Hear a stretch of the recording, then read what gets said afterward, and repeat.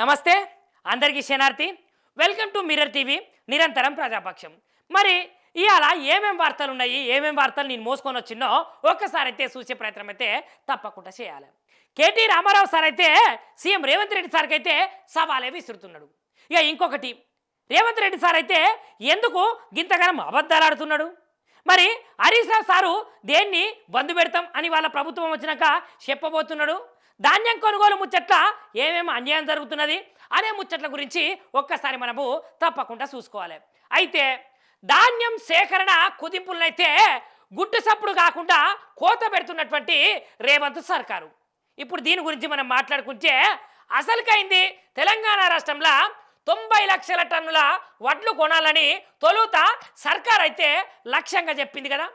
ఇక మరి చెప్పినటువంటి సర్కార్ అయితే దాంట్లో 15 లక్షల టన్నులకు తగ్గించుకున్నది ఈ ప్రభుత్వం. మరి గట్టెట్లా చేస్తుంది చెప్పుర్రి. ఇక 75 లక్షలే సేకరించాలని ప్లాన్లో ఉన్నదట. గమనించిరగిది కేవలము ఇక్కడ 90 లక్షల టన్నులు కొనాలని చెప్పి ఇక్కడ 75 లక్షలు మాత్రమే సేకరించాలనే ప్లాన్లా ఉన్నదట రైతాంగం, రైతన్నలు. ఇదైతే తప్పకుండా మనం గమనించాలి. కాకపోతే ఇప్పుడు అది అనుమానమే. కాకపోతే ఈ 75 లక్షలకు కూడా అసలుకైంది అనుమానమేనట. ఇక ఇప్పటికే 46 లక్షల టన్నుల వడ్లనైతే కొన్నమని సీఎం రేవంత్ రెడ్డి సారే చెప్పింది ఈ ముచ్చట. ఇక మనమైతే ఒక ప్రముఖమైనటువంటి పత్రికనైతే ఏం వెల్లడించిందంటే 41 లక్షలు మాత్రమే ఉన్నాయి కొన్నదు అన్నట్టయితే లెక్కలనే చూపించింది. ఇక మళ్ళొక్క 10 రోజులలోనైతే రాష్ట్రానికి ఋతుపవనాలు అయితే వస్తున్నాయి. అంటే ఆయిటు ఊనుతున్నది, వర్షాలు రాబోతున్నాయి. ఇక ఇంకెప్పుడు కొంటారు? వర్షాలు పడ్డాక కొంటారా అని గీడనైతే అడుగుతున్నారు. ఇక నెలాఖరు వరకు అయితే గడువు పెట్టుకున్నటువంటి కాంగ్రెస్ సర్కారు ఇంకో 10 లక్షల టన్నుల వడ్లు కొంటే మహా ఎక్కువే. ఇక నెలాఖరులోపు కొనాలి అని వాయిదా పెట్టుకున్నదట.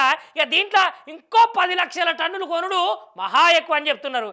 ఇక మొత్తానికైతే 50 లక్షల టన్నులతోనే సరిపెట్టుకునే యోచనలనైతే కనిపిస్తున్నదట ఈ రాష్ట్ర ప్రభుత్వం. మరి మిగతా వడ్లు కొంటదా కొనదా అంటే ఇక దానికి కూడా పంగనామం పెట్టి కార్యక్రమమే చేస్తున్నది ఈ పార్టీ. ఇక అసలే గన్ని బ్యాగులు లేవు, అమాలీలు దొరుకుతలేరు, మార్కెట్లకు వచ్చిన ధాన్యాన్ని అయితే తూకానికి పెట్టేటోరైతే అసలుకే లేరు, కాంటా పెట్టిన వాటినైతే లారీలల్లా ఎత్తటోళ్ళు లేడు, ఎత్తినా కూడా లోడు దించటోళ్ళు లేడు. నెలల తరబడి రైతులైతే మార్కెట్లోనే పడిగాపులైతే కాస్తున్నారు, ఆడనే ఉంటున్నారు, ఆడనే తింటున్నారు, ఆడనే పంటున్నారు. ఆ గోసకైతే తోడు వర్షం కూడా ఏకదంలా సురువైంది ఆడాడ. చూసిరా, ఇక రైతన్నలకు ఇన్ని గోసలు పడతా అంటే ఈ వర్షం చల్లకుండా అసలు ఇప్పుడే పడాలని చెప్పుర్రి. సర్కారే మోసం చేస్తున్నదంటే ఇప్పుడు వర్షం పడి ధాన్యం మొలకలెత్తి వర్షం కూడా మోసం చేస్తున్నది ఈ జనాలను, ఈ రైతులను.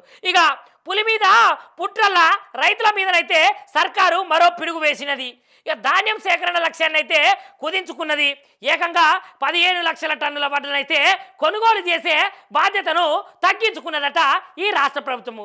ఇక అట్లంటే మొదట్లనైతే నిర్ణయించిన లక్ష్యంలోనూ దాదాపు 16% అయితే ఇక ఇంకా కొనబోలేదట.